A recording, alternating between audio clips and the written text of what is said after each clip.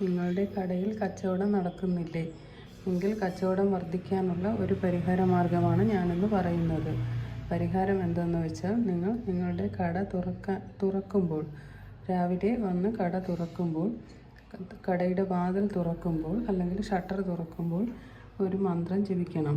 ആ മന്ത്രം 3 പ്രാവശ്യം കട തുറക്കുന്ന സമയത്ത് 3 പ്രാവശ്യം ചൊല്ലിക്കൊണ്ട് കട തുറക്കുക.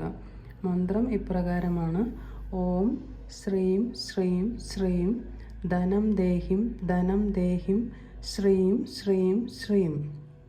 ഈ മന്ത്രം 3 പ്രാവശ്യം പറഞ്ഞുകൊണ്ട് വേണം കട തുറക്കാനായിട്ട്. ഇങ്ങനെ ഒന്ന് ചെയ്തു നോക്കൂ.